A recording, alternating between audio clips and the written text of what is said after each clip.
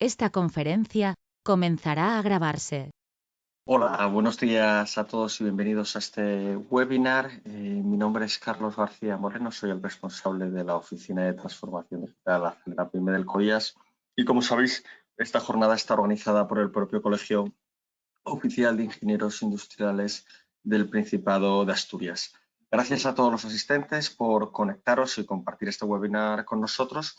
Y sobre la sesión de hoy, con el título de Conoce a tu cliente digital, pues nos centraremos en lo que se conoce como estrategia Customer Centric, es decir, la estrategia basada en conocer las necesidades del cliente con el objetivo de satisfacerlas, darles soluciones a esas necesidades con el objetivo de, finalmente, de resolverlas. Vale. Aspectos organizativos del webinar. Consideraciones a tener en cuenta sobre la Oficina de Transformación Digital. Pues ya sabéis que el Ministerio de Economía, a través de Red.es, designó al COIAS ser Oficina Acelera Pyme. Durante los 2 próximos años vamos a acompañar a las pymes y a los autónomos en su proceso de transformación digital, y cualquier pyme y autónomo, independientemente del sector al que se pertenezca, pues puede beneficiarse. Aquí tenéis todas las acciones que vamos a ir realizando, todas de acceso libre y gratuito, y para poder inscribiros y participar en ellas, pues simplemente sería a través de la página web otdasturias.es. Aspectos organizativos, pues las webcam permanecerán deshabilitadas, los micrófonos rogamos que permanezcan silenciados, y dudas, preguntas que os puedan surgir, pues a través del chat que tenéis disponible a la derecha de vuestras pantallas, o si no, abrís el micrófono y se la trasladáis a Olga, bien durante el webinar o al final del webinar, como prefiráis. Momento ahora entonces de presentar a la protagonista de esta sesión, Olga Gutiérrez González.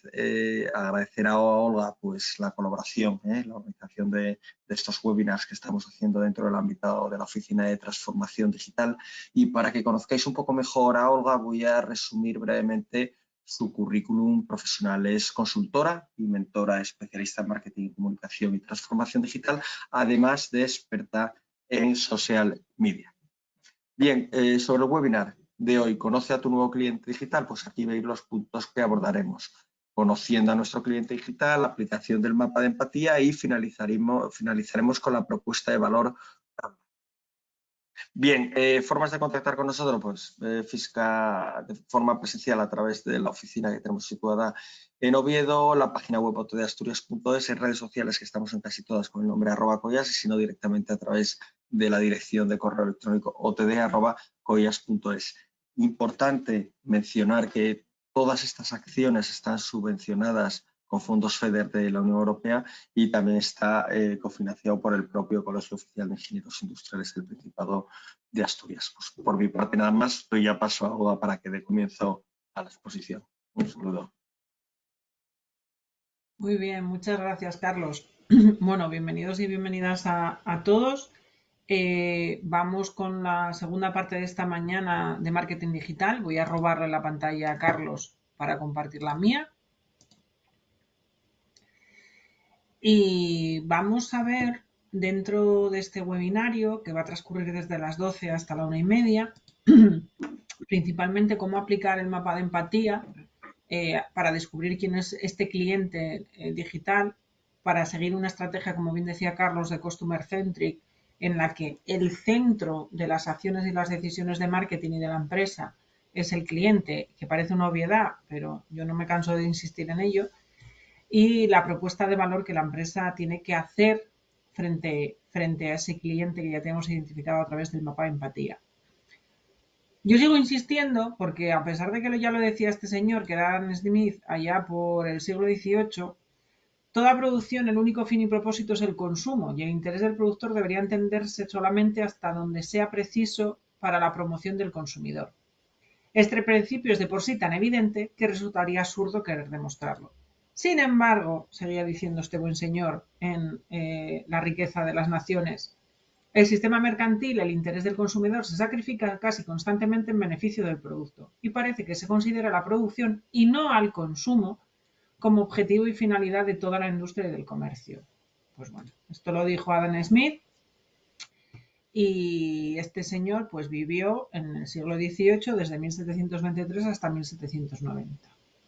¿Por qué lo pongo siempre encima de la mesa? Porque cuando estudiamos marketing y estudiamos la evolución del marketing, ocurre algo que este señor ya ponía de manifiesto, sobre todo en la época de después de la Segunda Guerra Mundial, donde se produce un incremento del consumo de aquellos países vencedores, principalmente de Estados Unidos, con una producción en masa, y lo que se centra es en crear el mejor producto posible y luego ya miramos cómo lo vendemos. De hecho, de ahí nace el error tan común de identificar marketing con publicidad. La publicidad, como su palabra indica, es una manera de publicitar una información, ¿vale? De hecho, el BOE es la publicidad del gobierno del Estado español, porque es donde se publicitan las leyes para que se conozcan. El marketing se debe de centrar y debe de tener por definición la atención puesta en las necesidades a resolver de los potenciales clientes usuarios. Pero hay que sacar una nueva tendencia y una nueva palabra, como es el customer centric, para volver a recalcar y para volver a ese origen del marketing, que ya lo decía en el siglo XVIII Adam Smith, de que la producción no puede ser el único fin y de hacer un mejor producto posible, sino que hay que tener en cuenta lo que necesita el consumidor. Por lo tanto, ¿cómo sabemos lo que necesita el consumidor? Y aquí entra la aplicación del mapa de empatía, ¿vale? Bueno, lo primero es evidente que necesitamos de empatía, es decir, necesitamos de la capacidad de ponernos en los pies y en la mente de ese consumidor potencial al que nosotros, dentro de nuestra área de expertise, dentro de una actividad diaria de la empresa, dentro de los productos y la cartera que tenemos a la venta, vamos a solucionar sus problemas. Cuando hablamos del Customer Journey, que hablábamos ya en la sesión anterior, que tiene que ver con el proceso de compra de este cliente, porque estamos poniendo el foco en el cliente y por lo tanto queremos saber qué es lo que hace el cliente, lo definimos como el proceso que realiza el consumidor a la hora de comprar un producto o consumo. Estas etapas suelen ir desde la captación o la preventa, donde tú quieres atraer al cliente, como contábamos en el webinar anterior, de manera que descubra tu solución y que te encuentre. El momento de la compra o de la acción, donde ya el cliente decide adquirir el producto, porque después de la investigación, de la comparación, de la recogida de datos, de la recomendación, está convencido de que tu producto va a ser su mejor solución. Y de la fidelización o postventa, que también insistíamos en el módulo anterior de la importancia que tiene, ¿vale?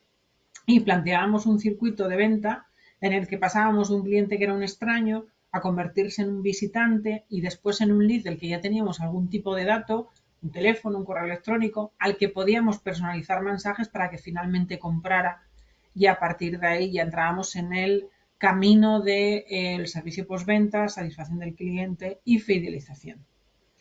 Teniendo en cuenta estas premisas y estos mimbres con los que tenemos que tener en cuenta y con los que vamos a crear ese mapa de empatía, porque es información que nosotros podemos crear hipótesis, que luego validaremos, o hacer un seguimiento, ¿vale? De hecho, en la sesión anterior me preguntaba, ¿no? ¿Cómo sabemos realmente la eficacia del marketing digital? Pues porque normalmente en marketing digital todo se registra. Y si no lo estamos registrando es porque no hemos creado la herramienta para hacerlo, ¿vale? Así que tengo dos opciones. Yo empiezo a crear esta estrategia en base a una hipótesis que puede ser bien por información externa y de terceros o bien por creencias que pueden ser más erróneas o más acertadas, o me baso en los datos que ya tengo, ¿vale? Sean míos o sean de terceros. Entonces, ¿qué es el mapa de empatía? El mapa de empatía no deja de ser un folio dividido, ¿vale? En varias áreas. Si cogéis un folio en blanco y le hacéis una X, ya tenéis un borrador de mapa de empatía. Normalmente yo lo que recomiendo además es imprimirlo bastante grande en una 3 y usar POSIT, ¿vale? Para responder a las siguientes preguntas. ¿Quién? Es decir, ¿con quién queremos empatizar? ¿Cuál es su situación? ¿Cuál es su oficio? ¿Cuál es su sexo? Ponerle nombre. Si además es que cuando hacemos el mapa de empatía y le ponemos nombre, es como que nos llega más cerca, nos resulta más fácil. Tenemos que responder a qué necesita hacer de manera diferente, o qué quiere realizar, o cómo sabe si ha conseguido el objetivo. También debemos responder a la pregunta de qué ve en el mercado, en el entorno, y esto viene hilando también con el webinario anterior, cuando yo os hablaba de cómo la presencia en Internet es como un árbol, donde el tronco es la página web Y las raíces que hacen crecer ese tronco son la actualidad, el mercado, los clientes potenciales, etc. Por eso la importancia de, a la hora de preguntarnos qué ve nuestro cliente potencial, fijamos ese mercado, ese entorno o aquellas lecturas, películas o vídeos que le puede interesar. ¿Qué dice? Lo que podría decir en lugar de lo que dice, porque además en España somos los reyes del queda bien. Esto yo siempre lo ilustro con lo siguiente, ¿vale? En mi época de estudiante, yo era ventana de los Erasmus que venían a estudiar al campus de la Universidad de Gijón, perteneciente a la Universidad de Oviedo. En este caso yo estaba en la Facultad de Comercio y había estudiantes de diferentes facultades, ¿vale? Incluso alguna vez venía alguno que estaba en el campus de Oviedo y demás. Y era lo típico de, se encontraban con algún español que conocían, hola, fulanito, ¿qué tal? Bien, bien. A ver si quedamos. Y el alemán decía, ¿cuándo? Entonces, el a ver si quedamos no es algo que digamos porque realmente estamos pensando en quedar, sino que lo dices, pues eso, por lo que da bien. Entonces, por eso en el que dice, la pregunta que nos hace el mapa de empatía es ¿qué es lo que dice y qué es lo que podría decir? ¿Vale? ¿Qué hace? Lo que hace en su día a día, cómo se comporta, cómo podría comportarse, en qué va el coche, en qué va el trabajo, en coche, en autobús, sus hijos van al colegio andando o los lleva él, a la hora de mediodía come en casa o come en el trabajo. Empiezas a hacerte todas estas preguntas para conocer mejor. ¿Qué oye lo que dicen los otros, sus amigos, sus compañeros de trabajo? ¿Qué podcast escucha? ¿Qué noticiarios de telediario ve? ¿Qué prensa atiende? Etcétera, ¿vale? También podéis plantear las preguntas de la siguiente manera, ¿vale? Para que sean un poco más específicas. Cuando vamos a definir con quién vamos a empatizar, ¿quién es esa persona que queremos comprender? ¿Cuál es su situación y cuál es su papel o función en esa situación? Otro enfoque de qué necesita. ¿Necesita hacer de una manera diferente, como contábamos antes? ¿O qué trabajos quiere o necesita hacer? ¿Qué decisiones necesita tomar? ¿Cómo sabemos si tuvieron el éxito? ¿Qué ven? Lo que ven en el mercado, en el entorno, esto sigue igual. Pero en qué está mirando y leyendo, fijaros que el mirando ya amplía esa perspectiva a toda la parte audiovisual. ¿Qué dice? ¿Qué es lo que le escuchamos decir? Volvemos otra vez a insistir en lo que realmente dice y lo que podemos imaginar que dice, que hace o que oyen. Y en el centro, que en el anterior no me paré, pero en este sí, en el que piensa y que siente, están por un lado los esfuerzos, es decir, aquello que le preocupa a este consumidor y los resultados, que es lo que quiere, lo que desea y lo que necesita, ¿vale? Entonces, si os dais cuenta, pues eso, con un folio en blanco, si hacéis el aspa, podéis facilitar mucho el trabajo respondiendo a estas preguntas, colocando estos post-it de manera que podáis intercambiarlos. Yo os propongo también una herramienta online, ¿vale? Que es esta, el mapa de empatía,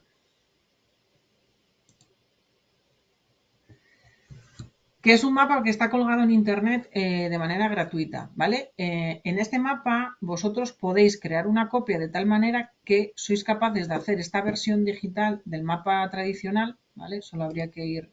Ay, perdonad, que le di al botón que no era.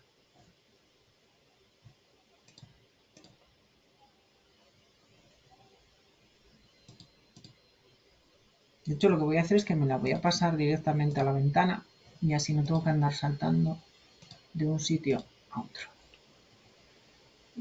Aquí. Venga.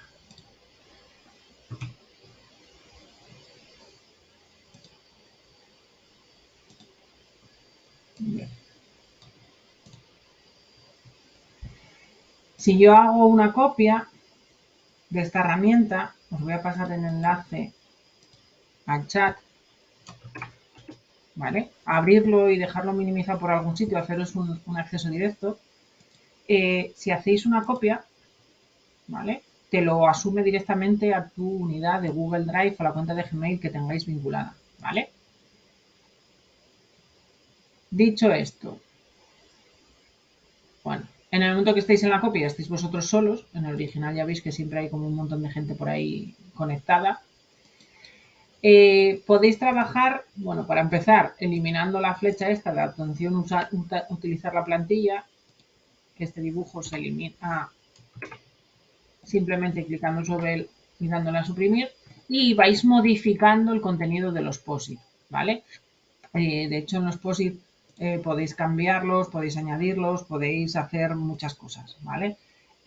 Hay una parte de la pantalla, voy a poner esta para aquí y así pongo la extendida entera, donde dice necesitas más POSIT y entonces los tenéis aquí de distintos colores por si estáis respondiendo a distintas preguntas, etcétera. Entonces, bueno, este señor ha creado este contenido que es muy útil para poder hacer esto, que me parece imprescindible. Si os dais cuenta, la propuesta que yo os hacía anterior, en los esfuerzos y los resultados lo poníamos aquí en el centro, pero aquí, pues tema de organización de los contenidos está en el pie de abajo, ¿vale?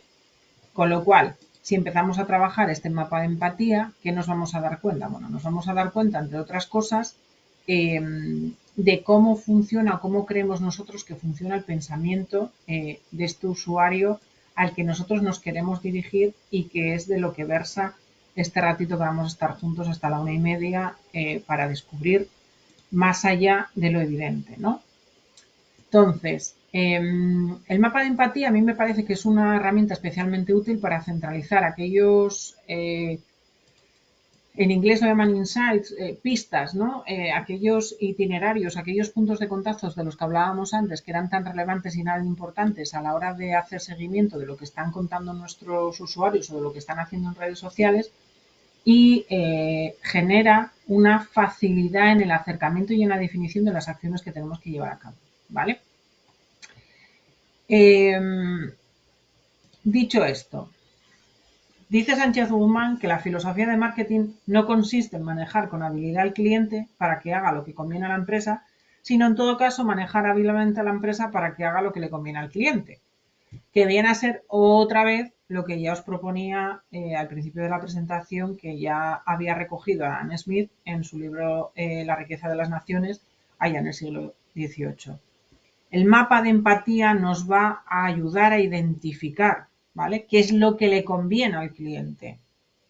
Y ahí está la parte artística, entre comillas, del experto de marketing, en trabajar con la organización, con las personas que están integradas, sobre todo con la línea que está directamente en contacto con el cliente, de manera que se coordine eso que necesita el cliente con aquellos objetivos estratégicos que tiene la empresa y que tiene la compañía, ¿vale? De la parte de objetivos habíamos hablado en la sesión del mes pasado, donde hacíamos esa diferencia de los OKRs, que eran como más genéricos, más de, pues por ejemplo, ¿no?, en el caso de Mango, tener una tienda en todas las capitales de los países europeos. Y luego estaba la parte más operativa, que era cómo vamos a tener esa tienda, ¿no? Entonces, el mapa de empatía te da pistas de lo que necesita ese cliente, te da pistas de sus anhelos, te da pistas de sus necesidades para que se cree una operativa, ¿vale?, para que se tomen decisiones en torno a esas necesidades. ¿Qué tal hasta aquí? ¿Dudas? ¿Preguntas?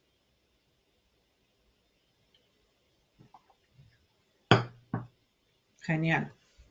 Pues continúo.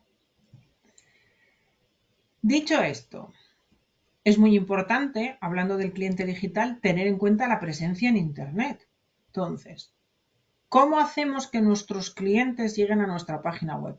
El mapa de empatía nos va a dar pista de qué acciones serán más útiles para llevar ese tráfico a nuestra página web, bien sea a través de las redes sociales, bien sea a través del SEO, bien sea a través de los vídeos en YouTube, de ebook o de white papers, ¿vale? Porque trabajando el mapa de empatía y trabajando los datos de marketing y trabajando ese seguimiento y automatización de las acciones de nuestro marketing digital, vamos a pasar de tener un cliente que es desconocido a ser capaces de ponerle nombre, apellidos y hasta edad y incluirlo dentro de una base de datos donde haremos un seguimiento, donde podremos tomar decisiones sobre las acciones, donde entenderemos sus hábitos de compra, ¿vale? De hecho, hay un concepto que se representa a través de una pirámide, que es la temperatura del tráfico en marketing digital. Es decir, ese extraño estaría dentro del tráfico frío. No conoce la marca, no tiene por qué ser consciente de lo que tú puedes resolver ni el problema que puede tener y de tu mensaje persuasivo, porque nunca ha oído hablar de tu negocio. Pero tú sí tienes interés en que ese cliente te conozca y conozca tu negocio. Hay otro tráfico templado, que es ese paso donde ya te conoce y ha mostrado algún interés por tu negocio. Es decir, ese desconocido pasa a ser un potencial cliente, un visitante de tu página web o tu perfil, y ahí de alguna manera ya nos conoce, ha oído hablar de la marca o servicio, sabe cuál es el problema o son conscientes de lo que se puede resolver. Y además suele acudir a mensajes estimulantes para que realicen la compra. Y luego ya está el tráfico caliente, que es la idea de que te quiere, ¿no? De que confía en ti, de que te va a comprar, de que la comunicación es bidireccional y esto es el ideal. Claro, ¿por qué la base es más ancha? Porque siempre vas a tener un volumen en tus redes sociales de tráfico frío mayor que de tráfico templado, que a la vez va a ser menor que el tráfico caliente, ¿vale? Entonces, cuando tú a esto le das la vuelta, ¿vale? Cuando tú coges este triángulo y le das la vuelta, surge el concepto de el AIDA, que es la generación de atención, que va a ser una masa de público y de personas mucho mayor que aquellos que luego tienen interés, que a su vez va a ser mayor que aquellos que tienen un deseo real de la compra del producto y por supuesto que va a ser mayor de aquellos que realmente pasan a la acción y compran. Y luego ya entra la parte de la fidelización de los clientes. Y así nace el concepto del inbound marketing, ¿vale?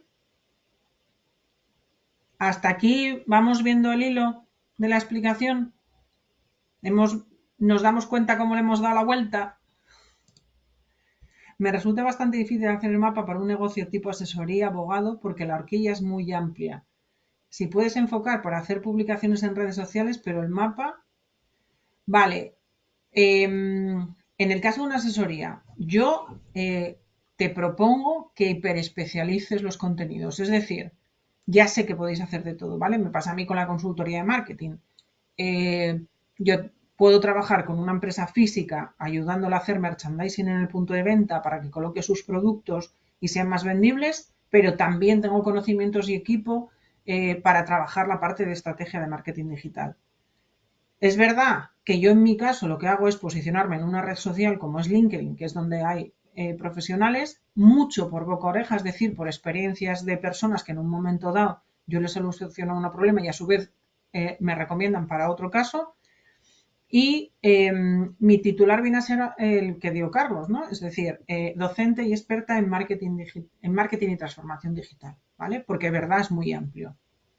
Pero realmente, cuando yo genero contenidos, intento en cada momento de cada proyecto en el que esté, centrarme en la dinámica concreta. Es decir, ahora mismo, en el caso de la asesoría, estáis con el IRPF hasta aquí, pero es que hace 3 meses estabais con los libros de cuentas de las SLs.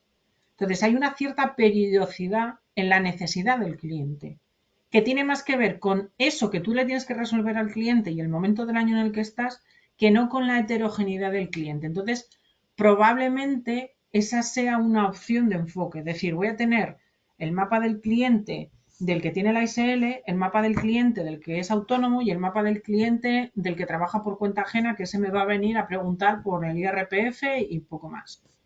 Pero luego también está la variable de la edad y también está la variable del tamaño de la empresa.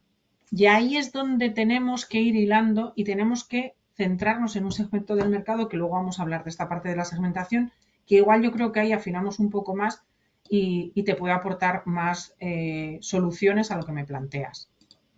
Entonces, llegado a este punto donde ya tenemos el triángulo hacia abajo y donde ya tenemos esta forma que vamos de una parte superior más ancha hacia una parte inferior más estrecha, nace ese concepto del inbound marketing, ¿vale? Y aquí es donde entra estas fases de atracción que hablábamos ya esta mañana sobre el blog, el SEO, las redes sociales, la publicidad online, etcétera, para ir pasando esos procesos sobre conversión, alimentación, que tendría que ver con el deseo, las ventas, que tiene que ver con la acción y la conversión, y finalmente entrar a la fidelización, ¿vale? Entonces, en este caso, lo que nos propone SIG, pues es este embudo donde tú lo que vas a tomar ciertas acciones dependiendo del proceso en el que estés en la campaña de marketing.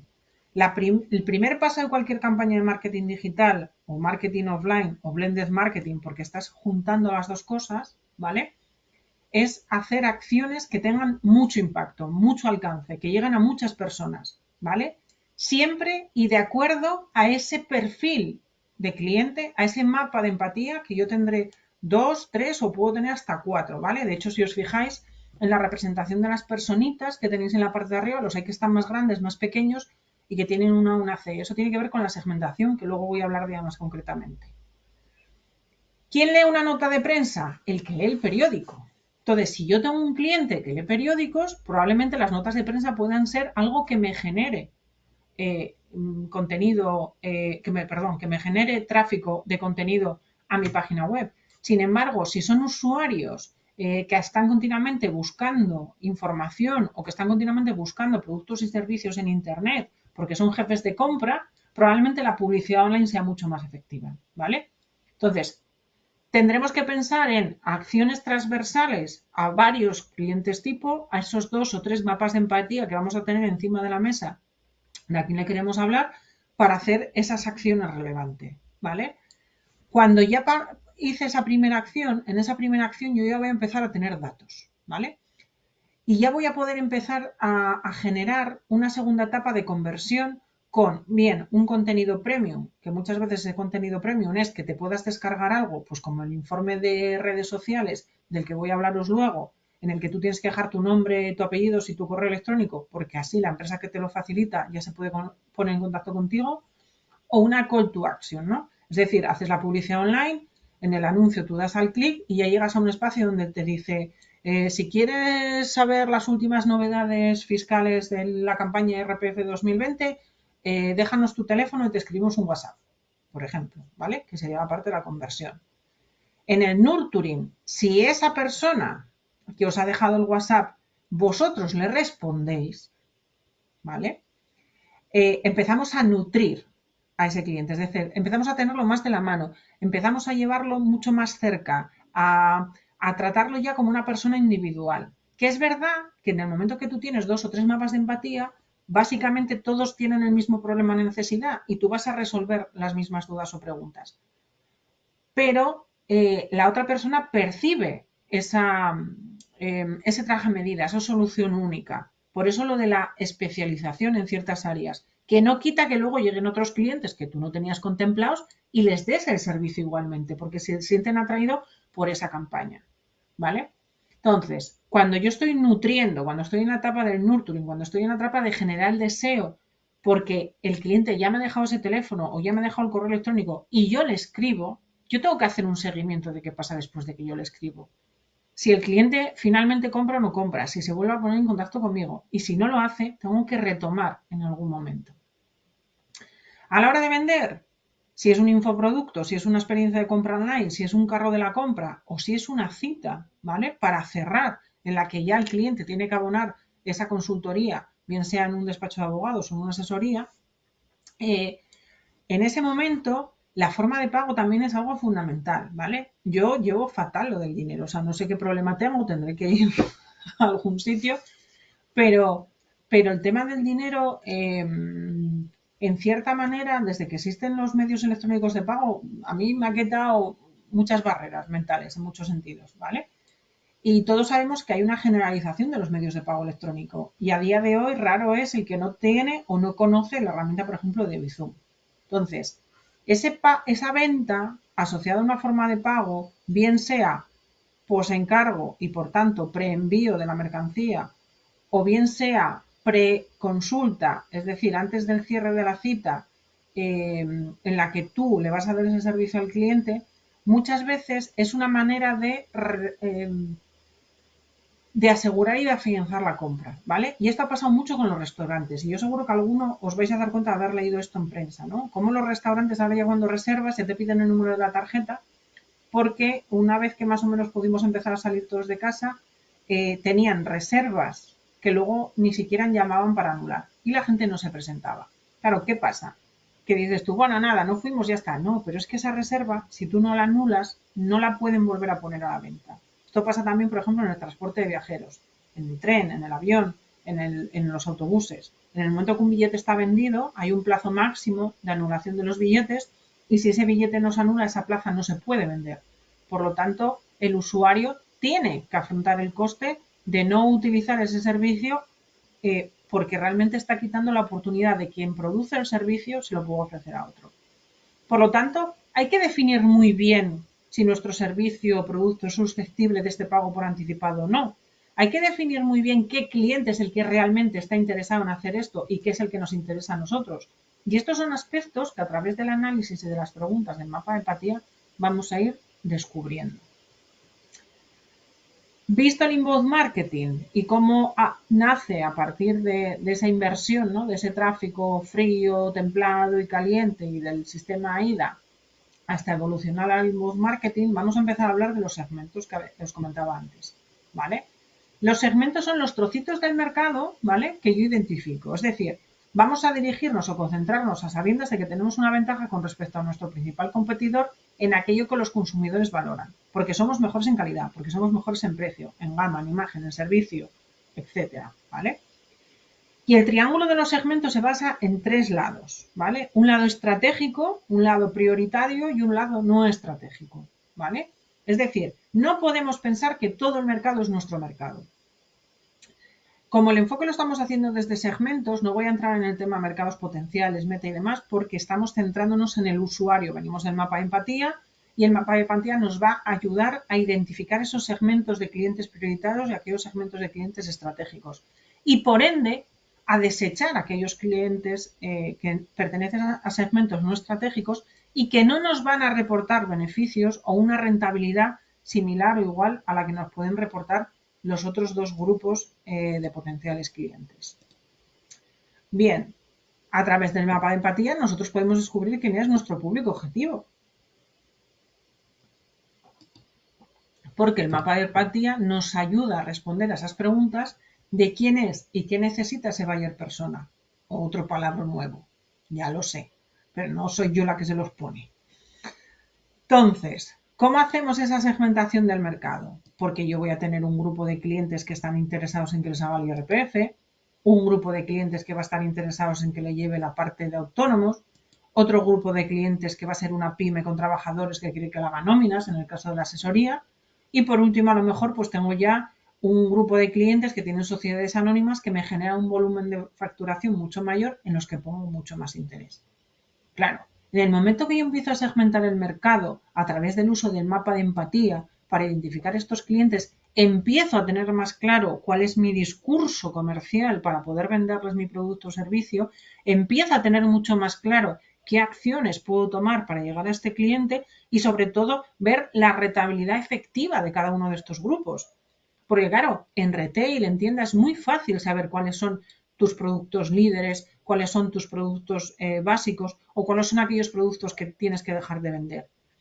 O no lo es, porque claro, el modelo de negocio de las impresoras se basa en que la impresora es un producto muy poco rentable, incluso que da pérdidas a las compañías.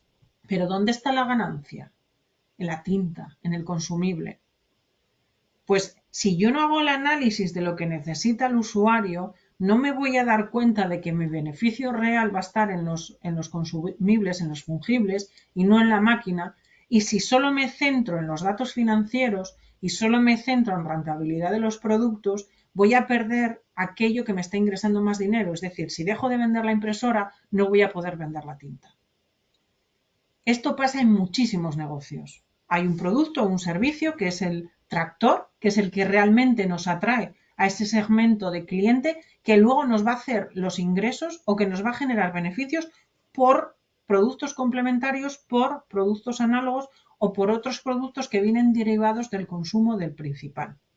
Y si yo no hago el análisis del mapa de empatía y no analizo a mi cliente y no divido ese mercado potencial de clientes en grupos específicos y homogéneos entre sí de individuos, pero heterogéneos entre cada uno de los grupos, lo que voy a estar haciendo es matar moscas a cañonazos.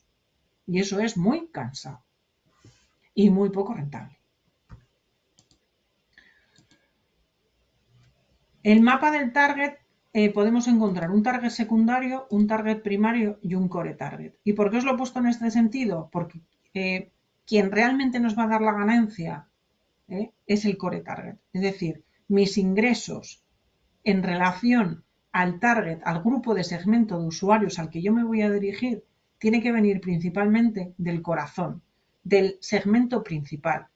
Y luego tendré el primario y tendré el secundario, hacia los que a lo mejor no articulo acciones de marketing o de comunicación o de atención al cliente tan intensas como el core del target porque son menos rentables.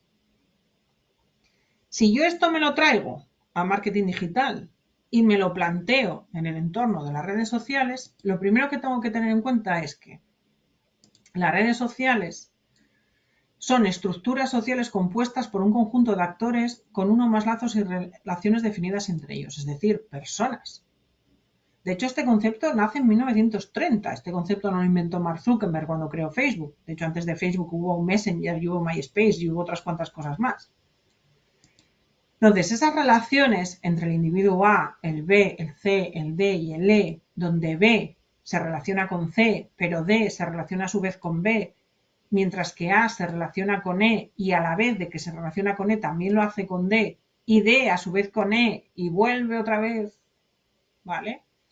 Estamos hablando de esos niveles, ¿vale? De relaciones que tienen las personas entre sí y que son las que dan origen a la potencia de las redes sociales y a la potencia de la recomendación en redes sociales. ¿Cómo tenemos que afrontar como empresa nuestra presencia en redes sociales? Pues teniendo en cuenta al usuario, ¿vale? Teniendo en cuenta al potencial consumidor. Porque lo primero que tenemos que hacer en redes sociales como empresa es, una vez que tenemos identificado a este cliente, una vez que tenemos identificado ese segmento del que hablamos antes, una vez que tenemos claras las acciones, da igual la acción que sea un email, sea una cuña en la radio, sea una landing page, tenemos que compartir, tenemos que ser capaces de compartir la visión real que tiene la empresa, porque es un escaparate la parte digital como el del comercio tradicional. Y si encima la empresa está compuesta por personas que tienen una marca personal potente, porque son los encargados de hablar directamente con los clientes, son los comerciales, o porque son la parte de ingeniería, que hace el soporte técnico, que es el servicio postventa, que en este caso es lo que realmente nos está dando dinero, ¿no? Todo lo que viene después. Esa visión tiene que ser transversal y tiene que ir en la línea del concepto del que hablamos en la sesión anterior del omnichannel, de la omnicanalidad, de que el usuario da igual por dónde nos contacte y cómo se ponga en contacto con la empresa, siempre tengo la sensación de que está hablando con nosotros. La personalización del mensaje y la interacción directa con el cliente. Las redes sociales pueden tener una relación mucho más personalizada y directa con cada posible cliente, porque además tú, mientras estás en redes sociales y este cliente te habla por un chat privado, tú estás viendo muchas veces el perfil, estás viendo lo que publica, estás viendo de lo que habla, estás viendo lo que le preocupa. Hay muchísima gente que tiene los perfiles abiertos, muchísima más de la que os imagináis.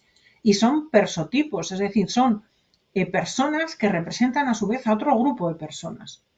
Esto lo explican muy bien en un documental de Netflix que se llama El Gran Hackeo, que seguramente os suene, porque tiene que ver y está íntimamente relacionado con la exposición de perfiles de Facebook a una empresa que se llamaba Cambridge Analytica y que estuvo detrás de toda la campaña que provocó, de cierta manera, el resultado de la votación del Brexit, ¿no? Que se llamaba Leave UA, o sea, dejar la Unión Europea. Fue una estrategia que se utilizó en esa marca, ¿no? Esa marca que estaba apostando porque Inglaterra se saliera de la Unión Europea, personalizaba el mensaje y creaba contenidos, interacciones con el cliente a partir de los perfiles agregados en Facebook de miles de personas que representan millones a su vez. Entonces, ¿las redes sociales son el demonio? No, el demonio somos los humanos que las usamos para lo que no tenemos que usarlas. Y por eso Mark Zuckerberg acabó sentado en el Senado de los Estados Unidos dando explicaciones de cómo habían acabado esos datos ahí y por eso ahora mismo pues hay muchas más restricciones, tenemos que dar nuestro consentimiento mucho más veces cuando navegamos por Internet porque cada vez hay un control mayor por parte de las autoridades respecto a las tecnológicas sobre los datos que nosotros como usuarios cedemos conscientemente, pero también esa parte de la inconsciencia de no soy consciente de que estoy cediendo estos datos y por eso tantas veces nos salen ahora ya el aceptar las cookies y todas estas historias para que, digamos, que las empresas y las marcas tengan un respaldo de que efectivamente lo que nosotros estamos haciendo somos sabedores de que nuestra información la puede utilizar esa empresa o esa marca. La posibilidad de segmentar al público en redes sociales es clarísima porque tenemos muchísima información y porque además cada red social y cada tipo de publicación incluso en cada red social va asociado a un perfil que luego veremos e identificaremos. Podemos saber más sobre cada uno de nuestros clientes por lo que comparten, por los gustos, por la información.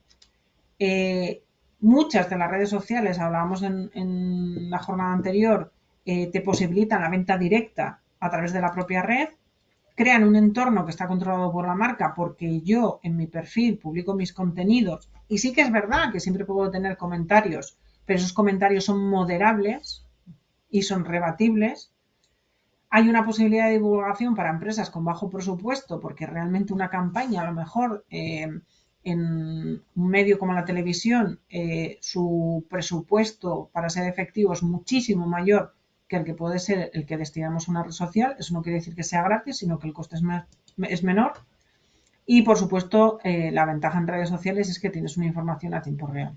¿Quiere decir que tú tienes que estar conectado en redes sociales con tu negocio 24 horas, 7 días a la semana? Hombre, pues depende.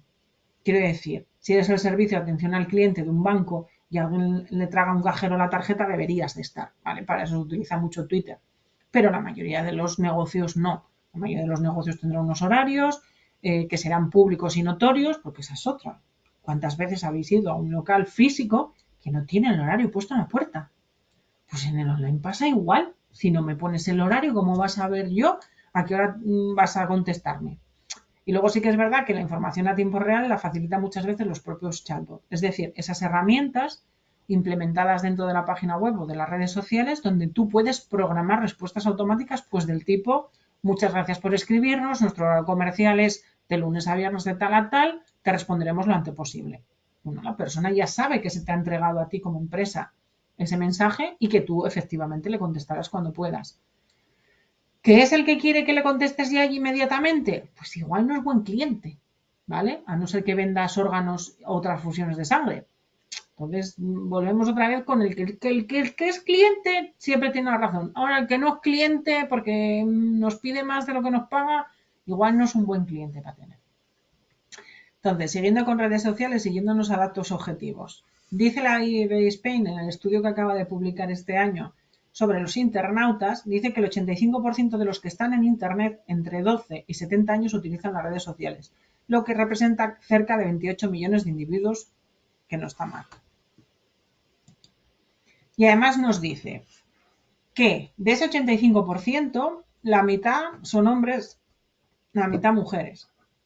Por edad, sí que vemos que la mayoría de los internautas se concentran en la franja de entre 25 y 55, pero ojito, que entre 56 y 70 años, que en el caso de Asturias concretamente son el trozo de la pirámide poblacional más ancho, el 21%. O sea, telita con el dato, porque si nos atendemos a los menores de 40 hasta 25, que representan el 27 en porcentaje, en número absoluto, es mayor la cantidad de personas mayores de 56 años que en Asturias utilizan redes sociales que la de usuarios de entre 25 y 40.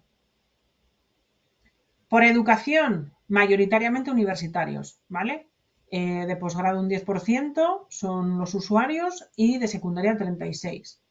Ocupaciones por cuenta ajena de manera mayoritaria, ¿vale? Estudiantes un 14%, trabajamos por cuenta propia un 8%, los de cuenta propia tenemos poco tiempo para dedicarle a las redes sociales.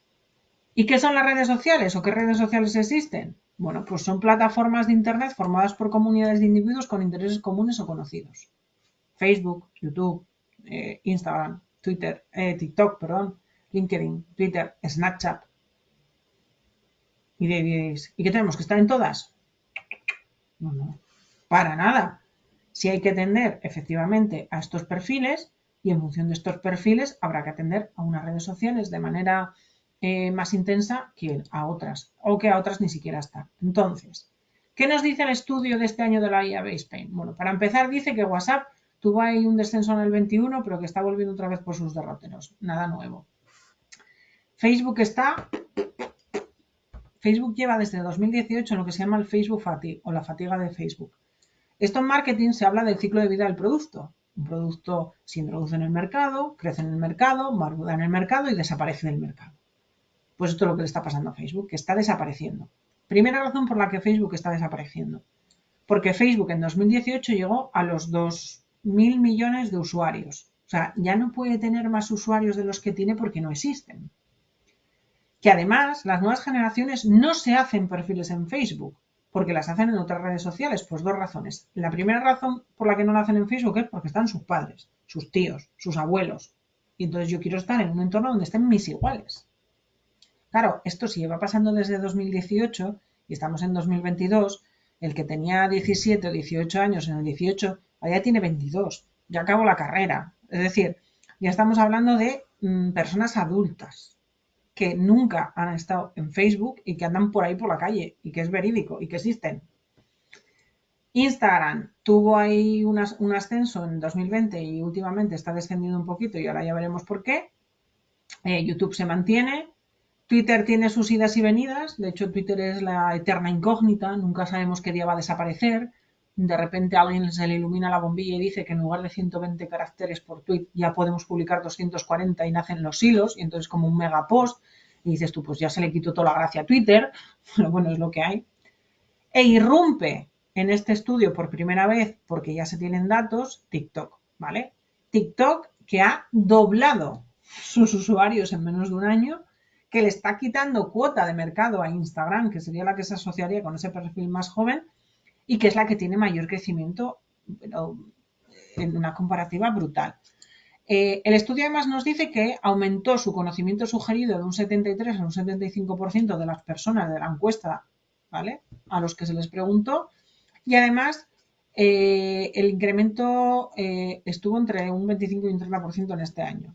Dice, el número promedio de personas recordadas de forma sugerida usada se mantiene en el año respecto a años anteriores y el 34% de los usuarios ha abandonado una red social en el último año. La principal red de abandono es Facebook y la siguiente es Snapchat, que es la amarillita del fantasmico que en esta diapo no está. Entonces, ¿qué nos encontramos? Con que WhatsApp aumentó 5 puntos, Instagram perdió 2, YouTube se mantiene, Facebook va en lento descenso y que TikTok es la que rompe con el crecimiento, ¿vale? Así que siguiendo con el estudio, también nos dicen cómo utilizan nuestros usuarios las redes sociales. Y esto para nuestro mapa de empatía es fundamental. Entender que las personas de toda la población a la que se ha publicado nuestra encuesta, 775, ¿vale?, dicen que usan WhatsApp y del 70% de los 775 lo usan varias veces al día. Está claro que WhatsApp es la mayoritaria, ¿vale? Instagram, varias veces al día el 36% de los 588 que afirman que lo utilizan y cada día el 31%. Estamos hablando de un 57% que la utiliza al menos una vez al día. Facebook va bajando, TikTok, ahí está, Tinder, varias veces al día, es la mayor respuesta, o como mínimo una vez al día, que suman entre las dos el 47%, casi la mitad de los usuarios de Tinder se dedican a utilizarla al menos una vez al día. Pues bueno, estas son cosas que hay que tener en cuenta también por la periodicidad con la que nosotros ponemos contenido en nuestras redes sociales. ¿Y cuál es la percepción que tienen los usuarios? Pues en el caso de WhatsApp, que veíamos que es la que más crece, la que más usuarios tiene, la que más veces se utiliza al cabo del día, la identifican con la comunicación y con el contacto. Por lo tanto, si yo soy una empresa, WhatsApp parece una buena herramienta, un buen canal de apertura de comunicación con mis potenciales clientes. Y no estoy hablando de WhatsApp Messenger, estoy hablando de WhatsApp Business, que es la solución para empresas que ya hace tiempo que creó WhatsApp. En el caso de Facebook, con lo que lo suelen identificar los usuarios es con que es vieja, que es antigua y que la utilizan principalmente para contactos, amistad, para entretenerse. Mientras que en el caso de Instagram es la red hedonista por excelencia, donde lo que más pesa son las fotos, buscamos entretenimiento, ver el postureo y cotillear en torno sobre todo de los amigos. Dicho esto, de las tres principales, que de momento aquí TikTok no está, pero estará en cualquier momento y va a sacar alguna de estas tres de aquí. ¿Qué hacen los usuarios en redes sociales? Bueno, el 77% de los encuestados declara entretenerse. De hecho, si nos fijamos en la edad entre 12 y 17 de los que se les ha hecho la encuesta que se ha publicado este año, el 86% se entretiene y entre 18 y 24 el 89%. La media de interactuación en redes sociales a la población a la que se le hizo la encuesta es del 68%, pero en la franja de entre los 18 y los 24 años, interactuar lo declara casi el 75%. Es decir, son mucho más activos en redes sociales con las marcas. El 54% acude a redes sociales para informarse y entender la actualidad y de manera específica entre la horquilla del 18 y el 24 años es un 60%, que está por encima de la media. Buscar inspiración lo declaran un 28% de los usuarios de redes sociales, donde de una manera mayoritaria son mujeres las que hacen la declaración de la inspiración y la horquilla entre 18 y 24 y 25 y 40 son las más representativas. Si nos vamos al seguimiento de tendencias, vuelven a aparecer las mujeres, conocer gente en un 22% que tiene de media, llama la atención que entre 18 y 24 años sean el 34% de los usuarios los que dedican las redes sociales a conocer gente y en el caso de seguir el mercado profesional lo declara un 20% de los encuestados y es significativo que la franja entre los 25 y los 40 años tiene un dato del 28%, mientras que entre los de 41 y 55 el 34% dice que utiliza redes sociales para salir del mercado profesional. Y ahora viene la pregunta del millón. Este 34% con edades comprendidas entre los 41 y los 55 que declara que sigue las redes sociales de cara a entender el mercado profesional, ¿en qué red social creéis que está? ¿Quién se atreve?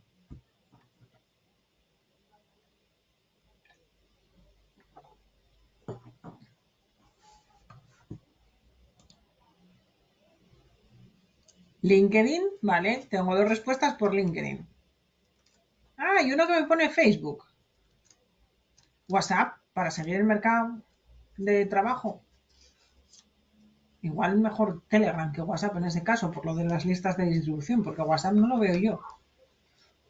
Pero sí, mayoritariamente es LinkedIn, ¿vale? LinkedIn es la red social por excelencia profesional, ¿vale? Por lo tanto, el tema del mercado profesional, de ver tendencias, de lo que hablan las empresas, suele estar muy vinculado a esta red, ¿vale?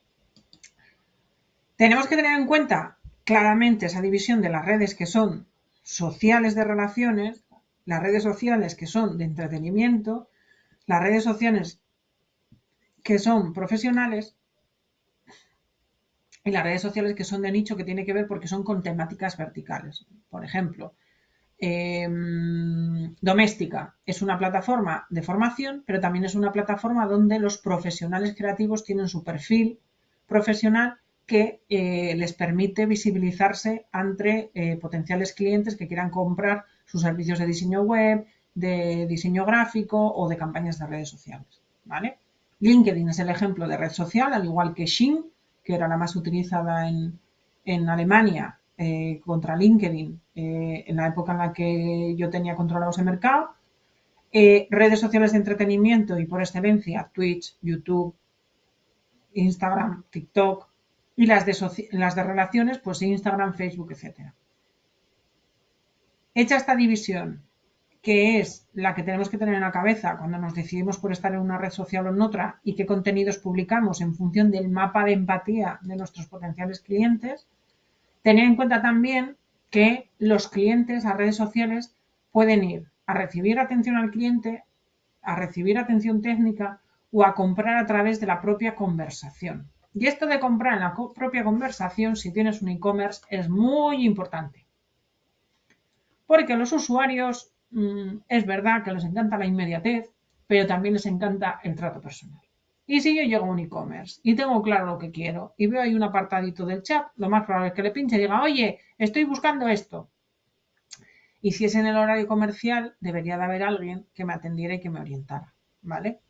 Por lo tanto, recibir la atención al cliente lo declaran entre un 8 y un 7% de los encuestados y además hace especial hincapié en el segmento de entre 55 y 70 años porque dice que es casi el 14% de ese segmento el que espera recibir atención al cliente en redes sociales y ahí ya nos vamos a Facebook porque era la que utilizaban los más mayores. Recibir atención técnica perdón, lo estoy diciendo al revés. Recibir atención al cliente, el segmento de entre 55 y 70 son los que menos les interesa, perdonarme.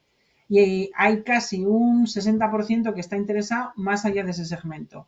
Recibir atención técnica nos pasa lo mismo y ahí, entre 25 y 40 años, destaca un 18%, pero en realidad recibir atención técnica a los usuarios de la entrevista, de la encuesta, estamos hablando del 54%, y comprar a través de la misma conversación, evidentemente, el segmento de entre 50 y 70 es el que lo encuentran interesante, pero sorprendentemente aparecen ahí los de 18 y 24 diciendo poco interesante, que por eso me he liado. Sin embargo, un 38% dice que comprar a través de la misma conversación es muy interesante. Y volvemos al concepto de knowing channel, ¿vale? Así que, ¿qué podemos hacer con las redes sociales? Bien, con las redes sociales podemos hacer un circuito, ¿vale? Si hasta ahora os estaba poniendo embudos y os estaba poniendo canales, ahora vamos a poner un circuito. Y el circuito tiene que ver con una vez que compra. Porque os he dicho que las redes sociales nos sirven muy bien para fidelizar y para que nos recomienden a aquellos que ya nos han comprado y que ya nos conocen. ¿Por qué? Porque el que compra, ¿vale? Descubre la necesidad, hace el descubrimiento de nuestra solución, toma conciencia de las distintas opciones, las evalúa y nos compra. Y entonces ahí ya pasa a ser cliente, adquisición. Una vez que nos compra, recibe el producto y en función de cómo le tratemos, va a sentir pertenencia, va a utilizar el producto y va a querer saber más. Y ahí surge eso que se llama el amor de la marca, ¿vale? Es decir, te voy a valorar, voy a compartir tus productos, voy a recomendar lo que haces, me voy a manifestar públicamente en nombre de tu marca, tu servicio, tu producto, en nombre de ti como profesional y por supuesto te voy a defender.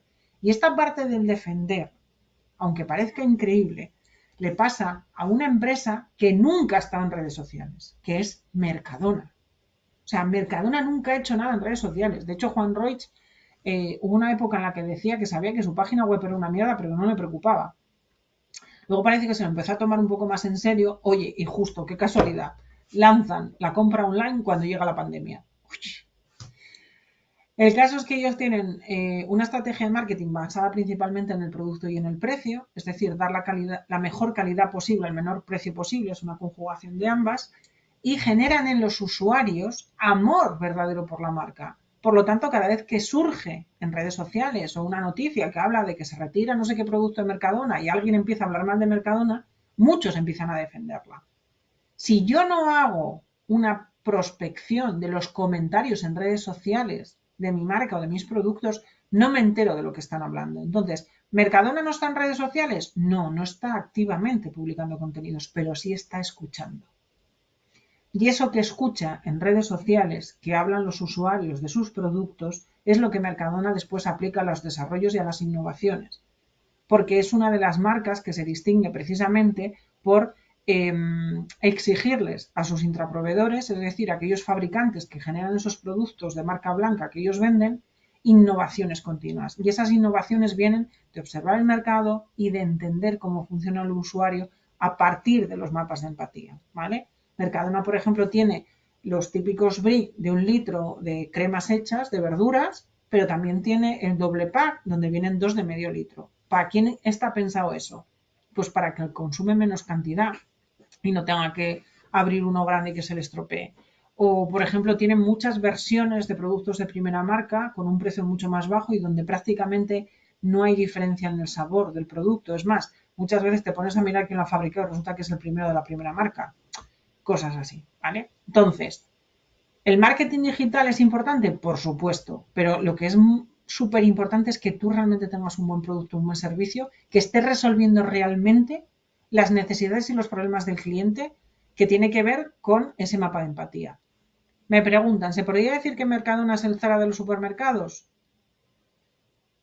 Sí, con una salvedad. Zara ubica todas sus, bueno, con dos. Zara ubica todas sus tiendas en la calle principal y más comercial de todas las ciudades, porque es su escaparate, su valla publicitaria. Mercadona en ese sentido distribuye mucho más los supermercados, pero sí que es verdad que tiene una regla también en eso, y es que ningún super esté a menos de 1,5 kilómetros uno del otro, o tenían por lo menos la época en la que yo hice algún proyecto con ellos. Y luego hay otra cosa importante de Zara que Mercadona no suele hacer. Si bien Mercadona introduce productos novedosos con cierta frecuencia y en función de las ventas los deja en el lineal o los quita, Zara nace con productos que idealmente ya están pronosticados como temporales. Es decir, Zara vende inmediatez, es verdad, en tendencias, pero también vende el cómpralo ya porque mañana no lo hay. Y en Mercadona, que tú no encuentres un producto viene derivado de que fue un producto que no tuvo éxito o que se vendió poco, no porque su vida esté limitada temporalmente en el lineal. ¿Me he explicado?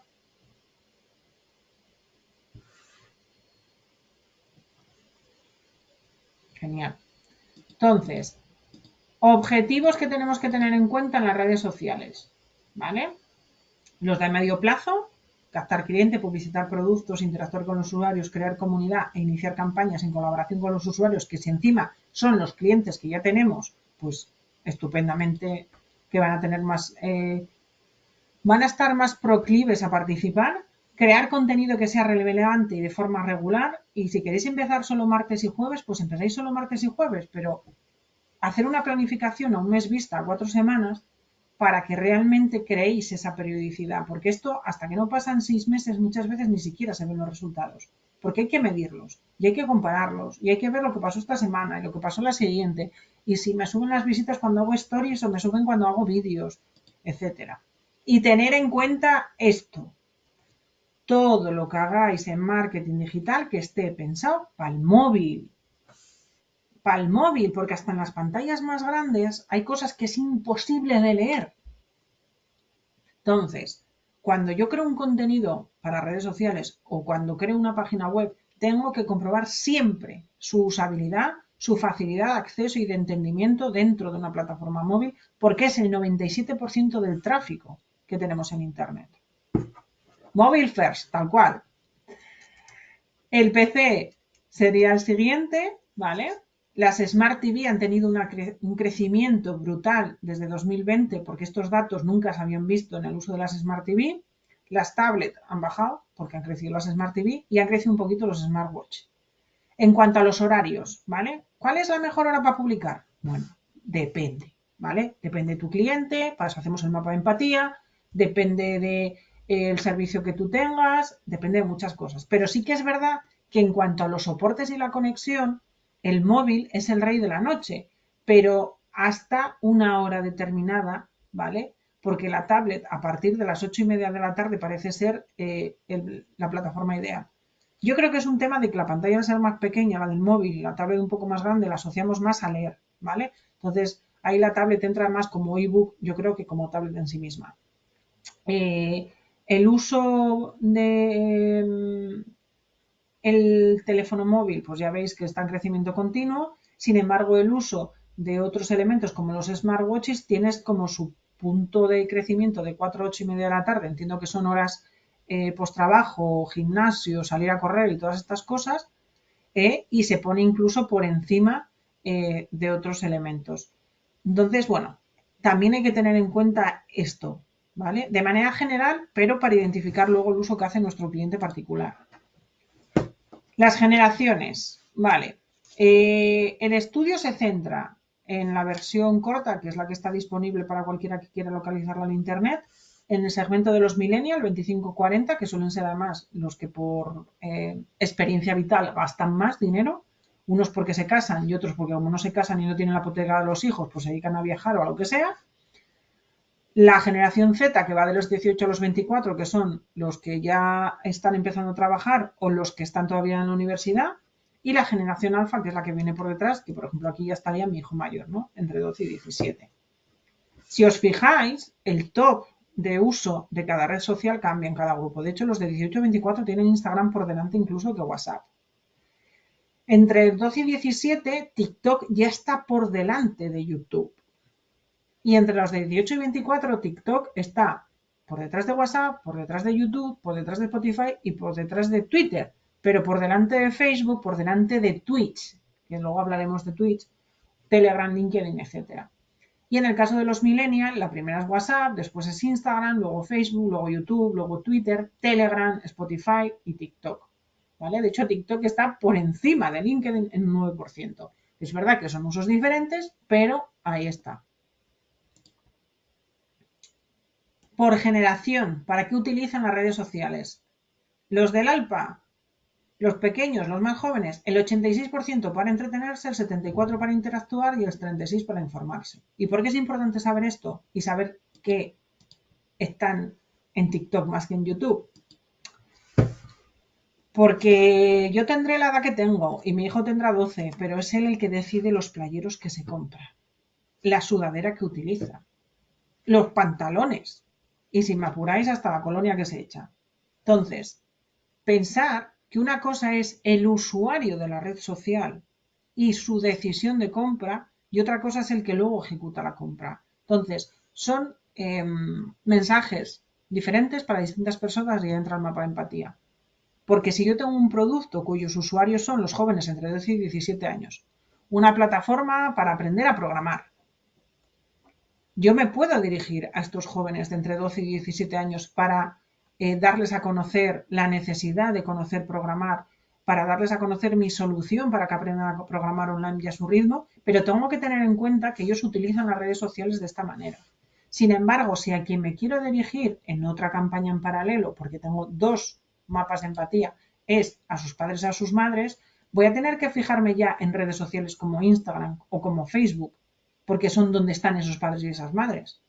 Y la confluencia de la conversación entre esas generaciones es la que va a generar la compra. Entonces, por eso, perdonad, me tiene muerta la alergia. Es muy importante identificar a ese usuario con esa edad y con esos usos, que estos datos son genéricos. Es verdad que luego yo tendré que, a partir de la hipótesis que me generan los datos del informe, validar con lo que es mi usuario. Pero ya me da una pista de por dónde tengo que ir y de lo que tengo que hacer. De hecho, otro de los datos que tenemos es si siguen a un influencer entre 12 y 17 años, que en la muestra había 81 y es la primera vez que se incluye este segmento de edad, el 78% declaraban seguir a algún influencer, principalmente en Instagram y después en TikTok. Y entre 18 y 25 años declaraban el 69%, que lo siguen mayoritariamente y un 96% en Instagram.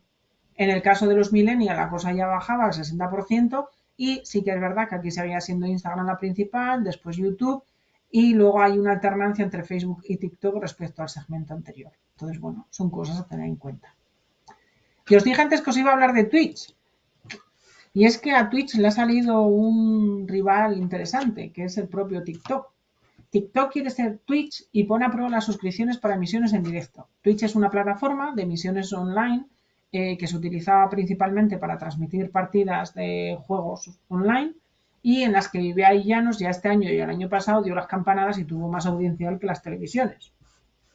Pues TikTok ahora quiere subirse a ese carro también, con lo cual le ha salido ahí un potente competidor. De hecho, TikTok, yo por ejemplo que tengo el Chromecast de mando, no el que tú le mandas la señal desde el móvil, sino el otro que opera él por sí mismo y te hace las veces de pantalla inteligente, ya trae TikTok para instalarlo como aplicación en la sección de entretenimiento. Así que nuestra propuesta de valor, que son y cuarto. La propuesta de valor nace del Business Model Canva, que seguro que muchos ya lo conocéis y lo habéis visto a algún lado, ¿vale? Y la propuesta de valor es el centro del Business Model Canva. Tenéis la misma plantilla que el del mapa de empatía online, os voy a pasar el enlace, ¿vale? Acordaros, tenéis que hacer una copia porque no vais a poder utilizar el original y se os va a agregar a vuestro Drive, donde podréis ir cubriendo estas etapas, pero yo no me voy a centrar ahí, sino que me voy a centrar en la parte del valor. Y la parte del valor y la propuesta de valor está íntimamente ligada a lo que yo llamo el círculo virtuoso. Que si yo creo y hago una propuesta de valor donde ofrezco un producto y servicio diferenciado y creo una buena comunicación y marketing de contenidos de ese producto o servicio diferenciado, voy a generar un mayor conocimiento, ¿vale?, de mi producto o servicio en el cliente, pero a su vez me permite a mí un mayor conocimiento de ese cliente para saber cómo crear productos y servicios diferenciados. Y es una rueda de la que nos hablo, ¿vale?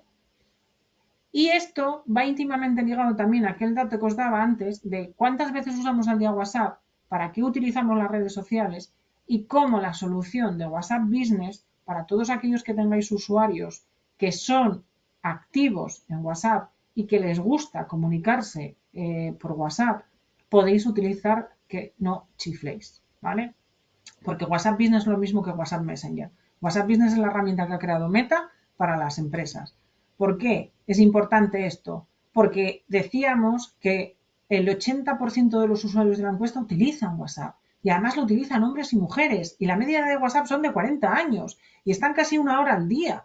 ¿Vale? Entonces, cuando yo me pongo a crear dentro de la propuesta de valor, que es esa parte central de la propuesta de valor del Canva, junto con el segmento de mercado que nacía del mapa de empatía que veíamos al principio de la exposición, empieza a entender cómo funciona la cabeza de mi usuario, empieza a aplicar el conocimiento que tengo de ese mapa de empatía a la cabeza del usuario para crear desde la propuesta de valor esas alegrías o el alivio de esas frustraciones a través de mis productos y servicios, ¿vale? Porque el producto o servicio no deja de ser la lista alrededor de la cual construimos esa propuesta de valor, es la tangibilización de la resolución de los problemas del usuario. Y unas veces al usuario le vamos a aliviar una frustración, le vamos a resolver un problema, porque ese producto o servicio aplaca esa frustración. Y otras seremos creadores de alegría, porque es la descripción de cómo el producto o servicio crea alegría. ¿Te duele la espalda? Ya sabemos todos que viene después, ¿no? La crema que te anuncian para quitarte el dolor. Eso es un creador de alegría más que un aliviador de frustraciones, muchas veces. Y nosotros tenemos que saber dónde estamos.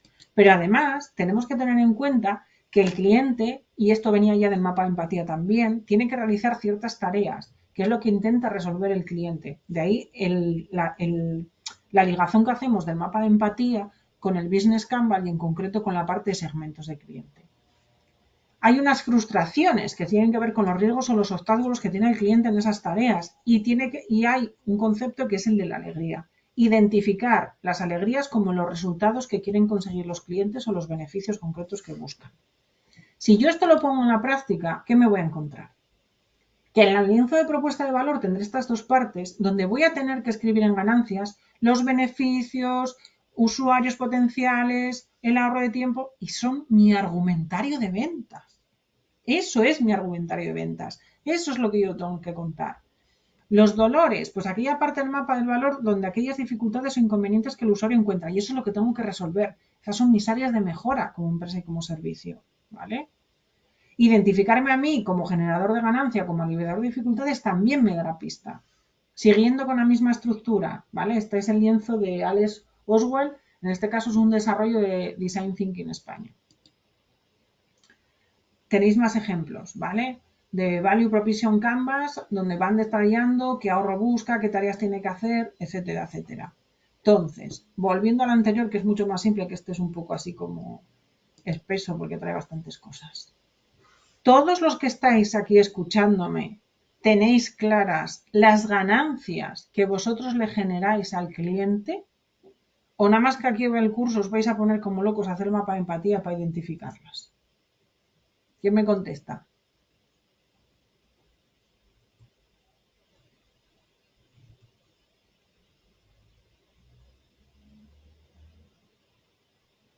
Muy bien.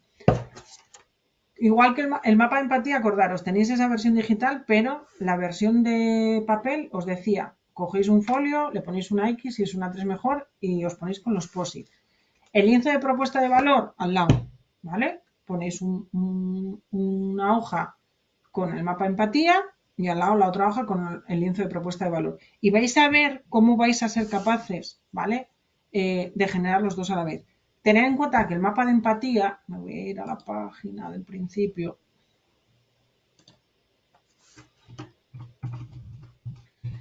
El mapa de empatía, deberíais de tener un mapa de empatía por cada prototipo de cliente que tenéis.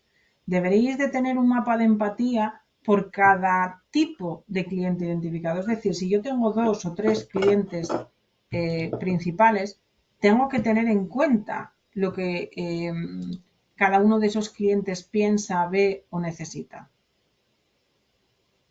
En cambio, va también por el tipo de cliente.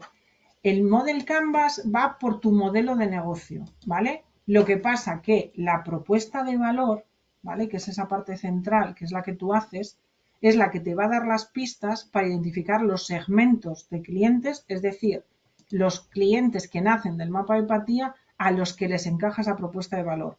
Claro, el tema es que tú debes crear una propuesta de valor que sea acorde con las necesidades del mercado. Entonces, ahí hay una simbiosis. Yo identifico una necesidad del mercado, identifico mis clientes, veo si esos clientes, ese grupo de clientes son realmente viables económicamente y creo los segmentos. Porque no es una masa homogénea. De hecho, lo veíamos en la diapositiva, en la de los segmentos, donde yo os proponía, ¿vale? Crear esos segmentos heterogéneos teniendo en cuenta esas necesidades y agrupando los clientes en función de el servicio concreto que a partir de la propuesta de valor yo podía ofertar. ¿Me expliqué?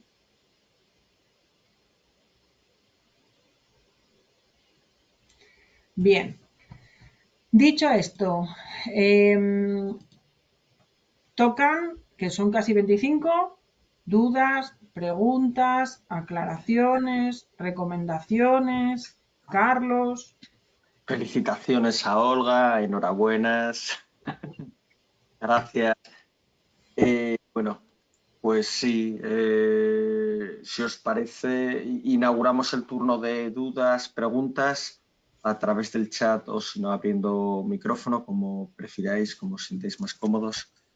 Y bueno, darte las gracias, Olga, por la exposición, la verdad que muy interesante, sobre todos esos datos de gráficos. A mí me encantan los datos y me encantan las gráficas y la verdad que has puesto, bueno, a nivel de uso, manejo, público objetivo, pues cosas muy interesantes de las que se pueden extraer muchas conclusiones. Y en línea con esto te quería preguntar, Olga, porque, bueno, al fin y al cabo hay... Dentro de las redes sociales hay muchas redes, cada una de ellas con un público mayoritario, con una forma de comunicar distintas, otras más asociadas a ámbitos profesionales, otras más asociadas a ámbitos de ocio. Entonces aquí la pregunta es, a nivel de empresa, ¿cómo escoger en qué red estar?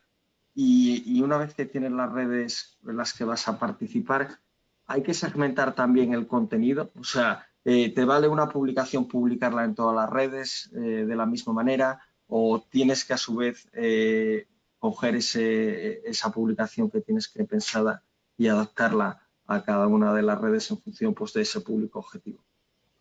A ver, esto es como todas las preguntas en marketing, depende.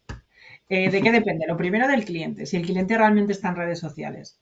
¿Quién es el cliente que tenemos en redes sociales? Veíamos por las diferentes edades, diferentes redes sociales principales y diferentes usos de esa red social también. Entonces, si yo me muevo en un entorno muy profesional, muy técnico, probablemente mi red social sea LinkedIn. Y además sea LinkedIn que desde una perspectiva no tanto de marca como de la persona, del técnico, que es el que me va a dar la solución. Porque además, cuando estamos en mercados industriales, como son soluciones complejas, tú pones como mucha atención a la capacitación de la persona que te ofrece la solución. Por lo tanto, la marca personal del técnico es muy importante en ese sentido. Cuando yo soy un pequeño negocio en el que mi principal ventaja respecto a, ¿cómo decirlo? A mi competencia directa, como puede ser Amazon, si soy un pequeño negocio de retail, el trato personal es el que me va a dar la diferencia. ¿Y dónde puedo hacer yo trato personal? En WhatsApp o en la red social a través de los mensajes privados que ese usuario elija predominantemente. Si hablamos de mujeres, mayoritariamente va a ser Instagram. Si el cliente es hombre, va a haber una parte que va a estar en Facebook más que en Instagram, pero dependiendo de la edad puede estar antes en Instagram que en Facebook. Entonces, todo va ligado al mapa de empatía, a conocer quién es nuestro usuario. Y respecto a los contenidos, sí que es verdad que por economizar tiempo es mucho más fácil para un pequeño negocio el mismo contenido publicarlo en todas las redes sociales. Es decir, adaptar el contenido un poquito pues a la dinámica de Twitter porque utilizo un hashtag o etiqueto alguna cuenta, a la dinámica de Facebook porque en lugar de hacerlo en landscape, es decir, en rectangular como en Twitter, lo hago en cuadrado que luego además ya me vale también para Instagram. Pero Instagram, por ejemplo, tiene una cosa muy potente en relación a las otras redes sociales con los contenidos, que es que se ven más las stories que las publicaciones en el perfil. Entonces, ya te tienes que, si tu cliente está en Instagram, currarte un diseño en vertical y tener en cuenta que se vea bien en el móvil, porque esa es otra. Diseñamos los carteles como toda la vida para verlos nosotros en la pantalla como si fuera una diapositiva de PowerPoint, pero el móvil no funciona así y no toda la información que ponemos en el móvil se va a ver bien. Entonces, lo ideal, hacer aunque sea pequeñas adaptaciones o modificaciones, ¿vale? A cada una de las redes sociales por tipología de contenidos o por economía de procesos, porque sí que es verdad que dependiendo de la edad, unos están en Facebook y otros están en Instagram, ¿vale? Pero también un truco, no publicarlo el mismo día ni a la misma hora. Entonces, lo que publico el lunes en Facebook, pues lo hago el martes en Instagram. Entonces, así no parece que estoy todo el rato poniendo lo mismo en todas las redes sociales, sino que alterno publicaciones que son el mismo contenido, pero en distintos días en cada una de las redes. Gracias, Olga. Sí, bueno, al menos nosotros desde la Oficina de Transformación Digital vemos que es una de las áreas de mejora continua de las empresas, mejorar su presencia en redes. Es verdad que casi todas las empresas cada vez, bueno, casi todas tienen presencia en una o más redes sociales, pero porque lo ven yo creo como una obligación, el hecho de estar. Tengo que estar y bueno, salvo que seas un imprudente, generalmente por el hecho de estar, eso no te va a ocasionar ningún tipo de daño, salvo que te metas en berenjenales que puedan dañar la imagen de tu empresa. Pero claro, de ahí a de verdad sacar rentabilidad a esa presencia, a ese esfuerzo en redes sociales, hay un mundo, sobre todo muchas veces cuando te comparas igual con la competencia, con un cliente que no sabes por qué, pues tiene éxito y tiendes pues a copiarle o a imitarle la forma Pero de... también porque Sí. asociamos mucho los me gustas con el éxito en redes sociales. En realidad, Ah, es decir, esperamos que una publicación que tiene muchos likes, la damos por supuesto que eso va a generar una rentabilidad y a veces no es así. De hecho, cuando tú te vas a las herramientas de analítica de web o las herramientas de automatización y desde tu página web vas hacia atrás en el viaje que hizo ese cliente hasta llegar a comprarte, resulta que es que a lo mejor vio la publicación y nunca interactuó con ella, pero luego se acordó un día en la oficina, entró en internet, buscó ese producto que vio en redes sociales o que comentó la vecina y se lo compró. ¿Cómo vemos realmente la rentabilidad de redes sociales? Es muy complicado, pero me hace gracia porque nunca nadie se ha cuestionado el retorno de una valla publicitaria en una carretera o en un periódico. O sea, nadie le dice al que le va a vender un espacio publicitario en un periódico, oye, ¿y esto cuántos clientes me va a traer? Pero en redes sociales sí. En redes sociales es que publiqué pero no me llamó nadie. Bueno, pero es que a lo mejor no era el momento, a lo mejor no era el producto adecuado. Esto pasa mucho a la hora de consensuar los calendarios editoriales.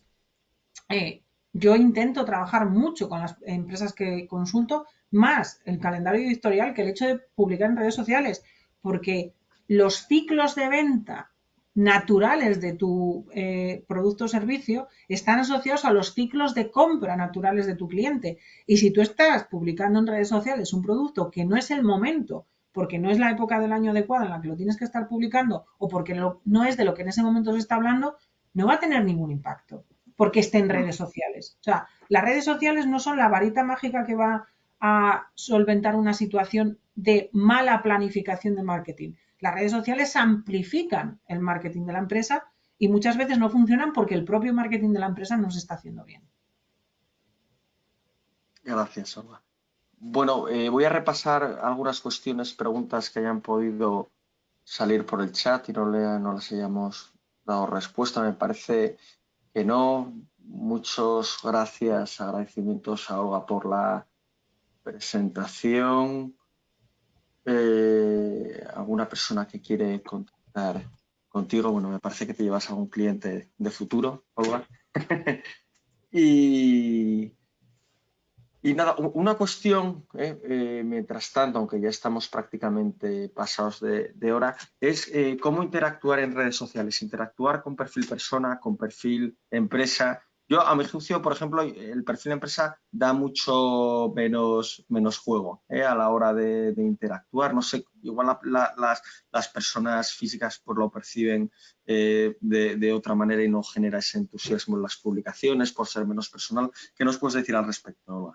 No, el algoritmo aquí está viciado. O sea, siempre va a tener mucho más tirón una publicación de un perfil personal que uno de empresa. ¿Cuál es el secreto? Que tú utilices la plataforma de la empresa para dar a conocer productos, servicios, novedades o esos contenidos relevantes con los que quieres fidelizar al cliente, pero después aquellas personas que sí que tienen esa marca personal o esa impronta representativa de la empresa, comerciales, gerencia, que están muy en contacto también con el cliente, que lo compartan. Es decir, en su perfil profesional que compartan esa publicación de la página de la empresa de tal manera que, como tú bien dices, le insufle oxígeno de esa característica que tienen las redes sociales, que son las relaciones entre las personas. Entonces, hay una línea muy fina, ¿vale?, en las redes sociales que divide lo que es la empresa de lo que es la persona, pero yo creo que en los negocios en general. De hecho, muchas veces cuando tú tienes una necesidad, lo primero es tirar de aquellas personas que ya conoces, que sabes que más o menos te podrían ayudar. Pues en redes sociales pasa lo mismo. Si no conoces a nadie, tú haces una búsqueda por la palabra clave del problema que tienes y aquí aparecerá unos profesionales o aparecerán unas empresas que son las que te dan ese servicio, y a todos nos encanta ir en la página web al apartado del quiénes somos y ver quién está en esa empresa. Gracias, Olga. Para aquellos que habéis preguntado, os pongo el contacto de Olga en el chat. Os he puesto básicamente su página web. Lo digo porque hay veces que si no se pones en Google Olga Gutiérrez, no sé si lo sabes, Olga, pero aparece también una cantante. Lo sé, lo sé. Esa señora es la única que me lucha en el posicionamiento, pero claro, a ver, Sí. que encima está muerta, o sea, con lo cual ya es imposible luchar contra eso. Sí. Entonces, bueno, nada, no hay más preguntas, así que, bueno, si os parece, vamos a ir dando por clausurado el webinar. Agradecerte de nuevo, Olga, el esfuerzo y el tiempo dedicado en esta sesión, también a todos los participantes que nos habéis acompañado. Espero que haya sido de vuestro agrado, tanto la sesión anterior como esta. Cualquier duda o pregunta que os pueda surgir, si os parece, me la trasladéis a través del correo otd@coias.es y en la medida de mis posibilidades, pues la contesto yo, se la paso a Olga para que os dé respuesta. Y nada más, desearos un buen día y esperamos veros en el próximo webinar de la Oficina de Transformación Digital. Un saludo. Chao. Muchas gracias. Chao.